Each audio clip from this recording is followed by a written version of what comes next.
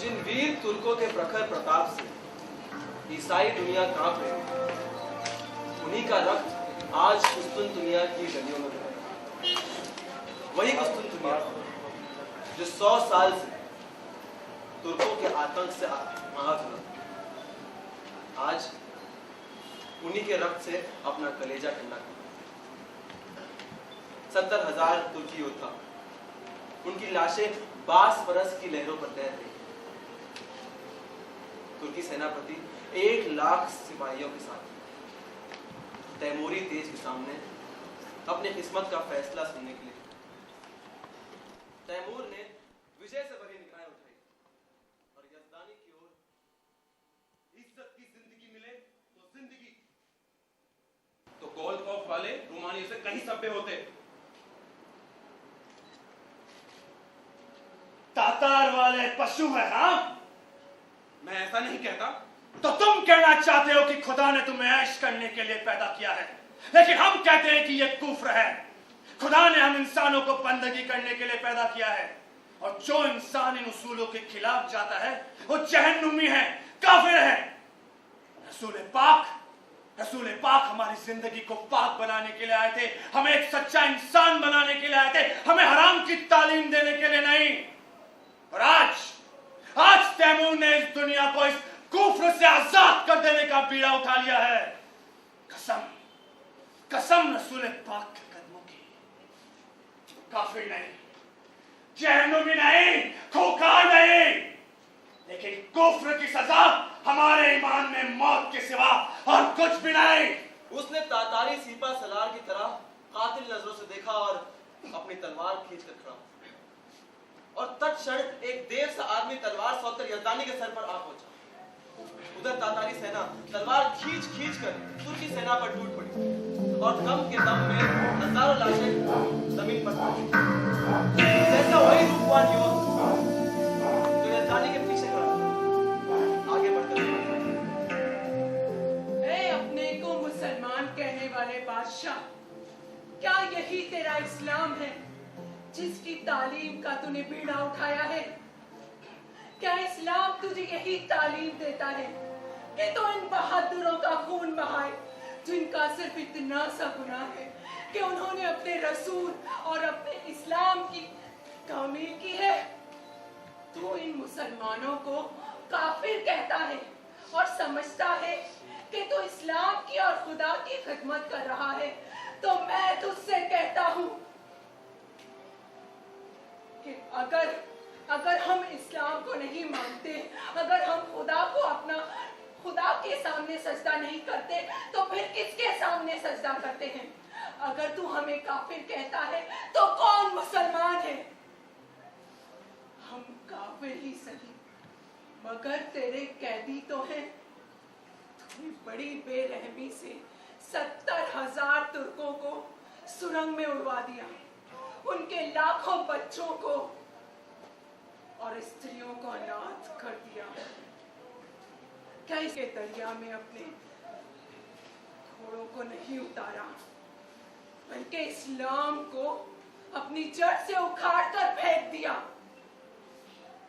हम वही तुर्क हैं जिनकी वजह से आज यूरोप में इस्लाम का झंडा फैला है। हम वही तुर्क हैं जिनकी वजह से आज गिरजाओं में अल्लाहू अकबर की आवाजें आती हैं। अपने दिल से पूछ, ये सारा जहाद तूने खुदा की राह में किया है या अपनी रविश के लिए किया है? तुझे इसका जवाब मिल जाएगा, और जो जवाब मिलेगा वो तेरे सर को शर्म से झुका देगा। जहांपना, क्षमा करें, ये गुलाम का लड़का है।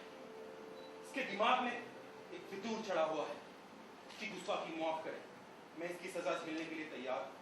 तैमूर स्थिर नेत्रों से उस युवक की ओर देखता है। अपने जीवन में पहली बार उसे ऐसे निर्भीक शब्द। क्या हम इस नौजवान का नाम पूछ सकते हैं? यज़दानी पहले आतश परस्त था, पीछे मुसलमान हो गया, लेकिन अभी भी उसके मन में शंका उठती थी कि उसने इस्लाम कबूल क्यों किया। फांसी के तख्ते पर खड़ा एक सूखा हुआ कैदी, जिसके गर्दन में कोई भी क्षण रस्सी आएगी और वो लटकता रह जाएगा, मानो उसे किसी फरिश्ते ने अपने गोद में ले लिया। वो गदगद कंठ से बोला, उसे हबीब कहते हैं। या खुदा, ये सचमुच खुदा का हबीब है। हम वो गुनहगार हैं जिसने हमेशा अपनी जहालत में अपने गुनाहों को सवाब समझा, क्योंकि हमसे कहा जाता था कि हमारी जात बेऐब है। लेकिन आज हमें पता चला कि इस्लाम का कितना बड़ा नुकसान हुआ है हमारे हाथों से। आज से हम इसका दामन पकड़ते हैं। अब से यही हमारा रहनुमा है और यही हमारा खीस। हमें यकीन है कि इसका दामन हमें खुदा की दरगाह तक पहुंचा सकता है। हमें बिल्कुल यकीन है। हुजूर, ये आपकी कदरदानी है, वरना मेरी क्या हैसियत। आइए, आप बैठिए। हबीब पाशा, आप यहाँ पे बैठिए, हमारे साथ बैठिए। इधर वजीर हुकुम की तामील करें। छोड़ दो सारे तुर्क सैनिकों को। उनके पास से जो माल असबाब मिला है सब उन्हें वापस दे दिया जाए, और उनके हथियार में यह तैमूर का हुक्म है। तैमूर हबीब अधिकार है, उसी तरह उसे अपने धर्म पर आरूढ़ रहने का पूरा अधिकार है। आखिर उसने 2 साल के अन्वेषण और परीक्षण के बाद इस्लाम और जरतुश्त धर्म दोनों का तुलनात्मक अध्ययन किया। रात को तैमूर के उस प्रस्ताव पर विचार हुआ।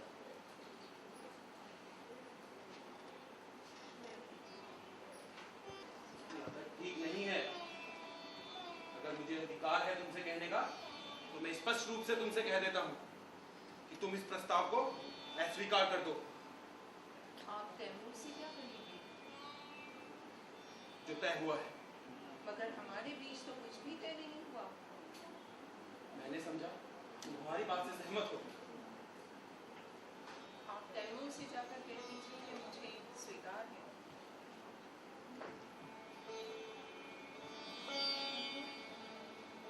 मैंने सुना है तैमूर अच्छी निगाहों का आदमी नहीं। मैं तुझे किसी भी तरह वहाँ जाने ना दूंगी। अगर कोई बात हो जाए तो दुनिया में क्या रखा, और वैसे भी सब हंसते ही हैं। अम्मी जान, मैं आपके हुक्म से जौ भर भी फिरना नहीं चाहती। आपको पूरा हक है कि आप मुझे जाने दें या ना जाने दें, मगर खुदा ने जो मुझे मौका दिया है, अगर ये मेरे हाथ से निकल गया तो मुझे जिंदगी भर का अफसोस रह जाएगा। अमीर तैमूर दिलेर है, मगर बेरहम नहीं है। उसने जो कुछ किया है वो सिर्फ और सिर्फ अंधे विश्वास में किया है, मजहब के अंधे विश्वास में किया है। मुझे यकीन है कि मैं अपनी इस्लामी तरबियत से उसको बदल दूंगी। मुझे यकीन है कि शायद उसके हाथों कम कसरत से लोगों का खून बहे। और बात रही दुनिया वालों की, तो मैं अपनी नेक नामी से उनके मुंह बंद कर दूंगी। मैंने हमेशा अपने उसूलों को मानकर उन्हीं पर काम किया है। मेरे उसूलों ने मुझे आज तक गुमराह नहीं किया, और मैं अपने उसूलों पर चलकर ही आज यहाँ पहुँची हूँ, जिस मुकाम पर पहुँचने के लिए बड़े बड़े लोगों ने ख्वाब देखे हैं। अम्मी जान, अगर आपको ये लगता है कि मेरा राज खुल जाएगा, तो मेरी तलवार मेरी हिफाजत करेगी। क्या कहती, दुनिया क्या कहेगी? अम्मी जान, आप जानती हो कि मैंने अब तक जो किया है अपने उसूलों पर चलकर किया है।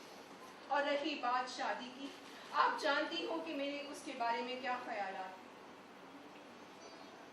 अगर कोई इंसान मुझे मिलेगा जिसके सामने अपने आप को झुकाकर मैं अपनी रूह को ऊंचा कर सकती हूँ, तो मैं अपने आप को उस इंसान के सामने नजर कर दूंगी।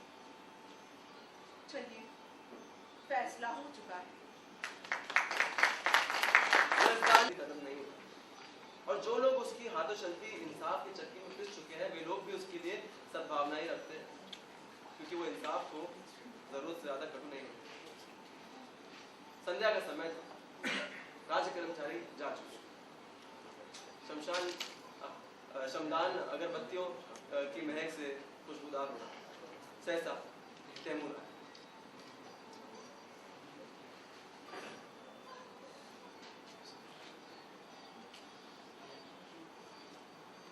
हमें ताज्जुब होता है हबीब कि तुम इस जवानी में जाहिदों की जिंदगी कैसे बसर करते हो। खुदा ने तुम्हें वो नूर दिया है, वो हुस्न दिया है, जिससे एक से एक हसीन नाज़नीन तुम्हारी माशूक होकर अपने आप को खुश नसीब समझे। तुम्हें पता है या नहीं, लेकिन जब तुम अपनी मुष्टि घोड़े पर बैठकर समरकंद की गलियों से गुजरते हो तो हजारों आंखें तुम्हारा एक दीदार पाने के लिए मुनतज़िर रहती हैं। लेकिन तुमने आज तक कभी किसी को आंख उठाकर नहीं देखा। हमारा खुदा गवाह है हबीब, खुदा गवाह है हमारा। हम जितना चाहते हैं कि तुम्हारे नक्शे कदम पर चले, लेकिन ये दुनिया हमारी गर्दन नहीं छोड़ती। क्यों हबीब, क्यों अपनी पाक जिंदगी का जादू हम पर होने नहीं देते? जिस तरह से तुम इस दुनिया में रहकर भी दुनिया से अलग रहते हो, उस तरह हम भी चाहते हैं कि हम इस दुनिया में रहकर दुनिया से अलग हो। ये जानते हुए कि जो काम तुम कर रहे हो भी मुझसे बेहतर और कोई नहीं कर सकता, हम अपने गुस्से को काबू में नहीं रख सकते हबीब, हम अपने गुस्से को काबू में नहीं रख सकते। हमें हर वक्त खून की प्यास रहती है, वो प्यास जिससे तुमने कभी बुझने नहीं दिया। क्यों हबीब, क्यों अपनी पाक जिंदगी का जादू हम पर होने नहीं दिया? तुम जहां से निकलते हो मोहब्बत और रोशनी फैलाते हो। जिसे तुम्हारा दुश्मन होना चाहिए वो तुम्हारा दोस्त हो जाता है। हम जहां से निकलते हैं नफरत और सुबह फैलाते हैं। जिसे हमारा दुश्मन होना चाहिए वो हमारा गहरा दुश्मन हो जाता है। एक यही जगह है हबीब, एक यही जगह है जहां हमें आफियत मिलती है। अगर तुम्हें लगता है कि ये तख्त और ताज हमारे रास्ते के रोड़े हैं, तो खुदा कसम हबीब, हम अभी इन्हें ठुकराते हैं। हमारी तुमसे ये इल्तिजा है हबीब कि तुम इसी महल में हो, ताकि तुम हमें सच्ची जिंदगी जीने का सबक सिखा सको हबीब। हमारी तुमसे यही इल्तिजा है। हुजूर, गुलाम का इस शाही महल में रहना नामुनासिब है। लेकिन क्यों हबीब? जहां दौलत होती है वहां डाके पड़ते हैं, जहां कद्र होती है वहां दुश्मन भी होते हैं। लेकिन तुम्हारा दुश्मन कौन हो सकता है हबीब? मैं खुद अपना दुश्मन हो जाऊंगा। इंसान का सबसे बड़ा दुश्मन उसका गुरूर है। या खुदा, इंसान का सबसे बड़ा दुश्मन उसका गुरूर है। वाह हबीब वाह, हमें तुम पे नाज है, फक्र है। जानते थे हबीब कि तुम इतना आसानी से हमारे बातों में नहीं आओ। अरे तुम तो वो परिंदे हो जिसे उड़ने के लिए खुला आसमान चाहिए। अगर उसे सोने के पिंजरे में भी कैद कर दिया जाए तो वो फड़फड़ाता रहेगा। खैर हबीब, खुदा हाफिज, अपना ख्याल रखिएगा।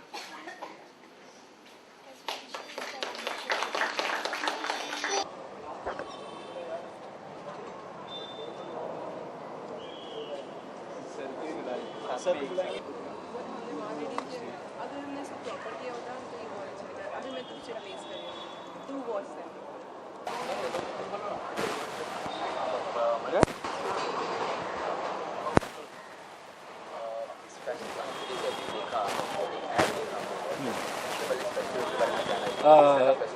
जी, ये मुंशी प्रेमचंद जी की बर्थ एनिवर्सरी पे फेस्टिवल है। ये उनकी 135th बर्थ एनिवर्सरी है। तो हमारे सर ने 10 दिन में 135 प्लेस कवर किए हैं। ये अपने में एक रिकॉर्ड है कि कोई भी ड्रामा कंपनी एक साथ इतने प्लेस कभी नहीं करता। और हमारे सर, हमारे गुरु जी रिस्पेक्टेड मुजीब खान सर, उनके हम स्टूडेंट्स हैं, मैं और रोशनी। तो हमारा भी इसमें एक प्ले था जो आपने देखा, दिल की रानी। अगर इस प्ले के बारे में हम आपको बताना चाहें तो ये प्ले एक राजा के लाइफ को दर्शाता है, जिसका नाम तैमूर था। अगर आपने हिस्ट्री भी पढ़ी होगी तो बहुत ही जालिम, बहुत ही खुखार था।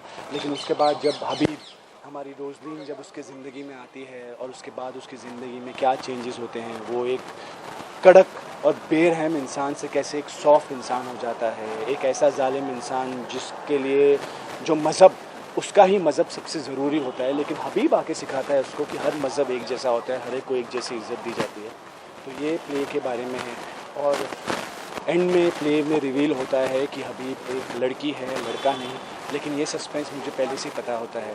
तो it's like a bit of fun, bit of like एक पूरी जर्नी है हबीब और तैमूर के लाइफ की, कि उनके साथ क्या हुआ था, कैसे उन्होंने इन्हें अपनाया, इनके नक्शे कदम पे कैसे चले। जो इंसान सिर्फ अपनी सुनता था और किसकी नहीं सुनता था, आज उस तैमूर के बाद में आके उन्होंने कैसे सब कुछ परिवर्तन कर लिया। तो इसलिए ये दर्शाता है। इनफैक्ट ये प्ले बहुत मज़ा आया। मैंने और भी सर के साथ काफ़ी प्लेस किए हैं। ये प्ले में थोड़ी सी डिफ़िकल्टीज़ थी एज एन एक्टर, क्योंकि मेरी वॉइस बहुत पतली है और उसको मुझे बहुत हैवी करना पड़ा और ज़्यादा प्रैक्टिस नहीं हो पाई थी। अदरवाइज़ प्रैक्टिस होती तो ये प्ले बहुत अच्छा होता। कैरेक्टर में काफ़ी बॉडी लैंग्वेज पे काम किया गया, मतलब लड़की हूँ मैं, ऑडियंस को रिवील हो जाता है, बट फिर भी ऑडियंस के लिए भी एक मज़ा है, एक इंटरेस्ट है कि लड़की है, छुपा रही है, किंग को भी पता है, वो भी छुपा रहा है, बट दे आर लाइक उसको शुरू से पता होता है, बिकॉज लास्ट में रिवील होता है कि उसे पता है, तो उससे स्टार्टिंग से रिवील होता है। Basically it's a love story sort of a thing. उसने प्यार में, but what ever the reason was, लेकिन वो अपने आप को बदल लेता है और अच्छे काम करने लगता है। So it was a good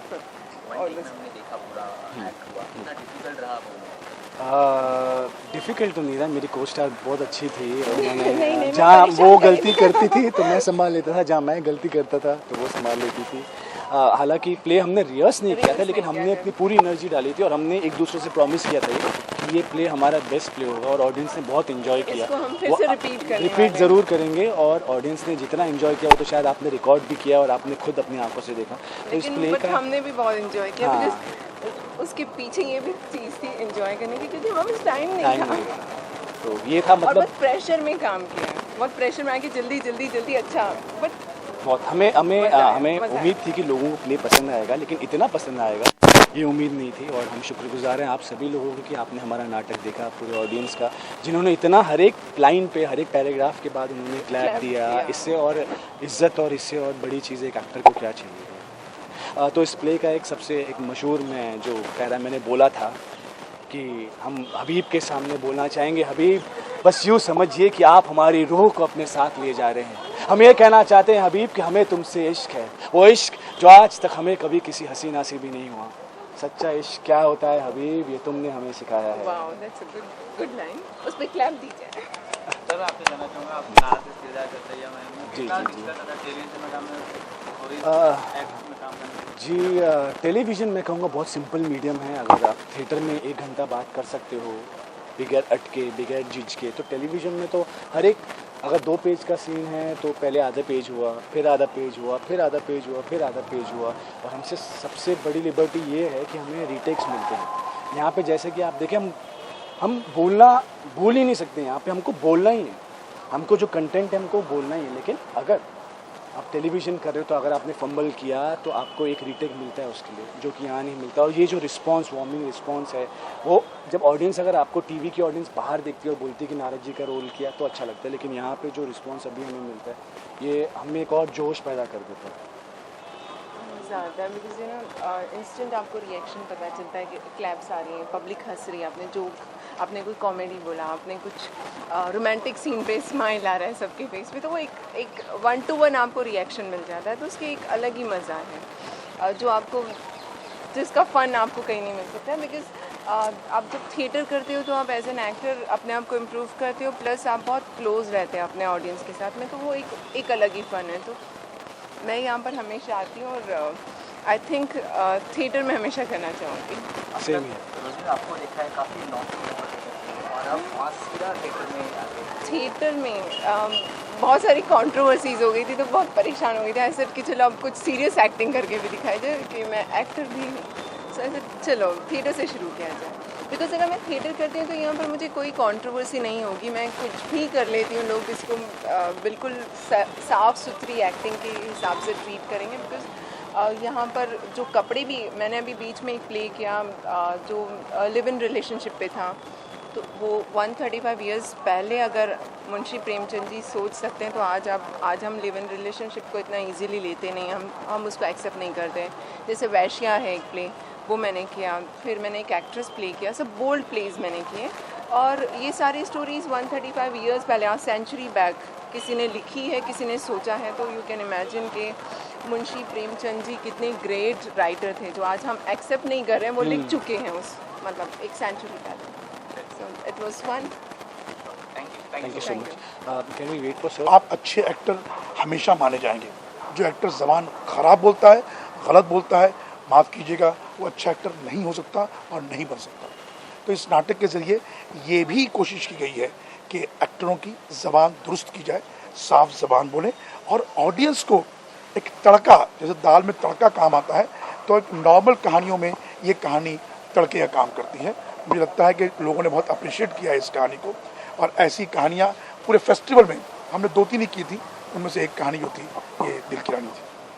विजय और रोजी ने कितना परेशान किया नहीं, सी क्या होता है कि रिहर्सल्स में जब होता है तो उसमें तो एक्टर तो बहुत, डायरेक्टर जो सबसे ज़्यादा जो है वो सॉफ्ट टारगेट होता है एक्टर के लिए। यहाँ से भी एक्टर मारता है, वहाँ से भी एक्टर मारता है, तो डायरेक्टर चूँकि डायरेक्टर वही हो सकता है जिसके अंदर बहुत पेशेंस हो, जो बहुत सब्र कर सके। तो मेरे बहुत सब्र है, मैं तो बहुत सारे एक्टरों को मैं ट्रेन कर चुका हूँ, 4,500 एक्टरों को मैं ट्रेन कर चुका हूँ। तो मैं ये ऐसी सब चीज़ों के और ये जितने भी इनके मुक्के हैं मैं बर्दाश्त करने की ताकत है मुझ में, मैं बर्दाश्त कर लेता हूँ। 135 कहानियों के लिए हमने 2 महीने का टारगेट रखा था। 2 महीनों में 135 ड्रामे तैयार किए, और ये मुंशी प्रेमचंद की 135वीं बर्थ एनिवर्सरी है, और 50 लोगों का स्टाफ, 50 मेकअप आर्टिस्ट, म्यूज़िक, ये सब मिला के 50 लोगों का स्टाफ ये काम कर रहा है, और सारी कहानियाँ एक से बढ़कर एक है। आप मुंशी प्रेमचंद की किसी कहानी को ये नहीं कह सकते ये कहानी सेम है।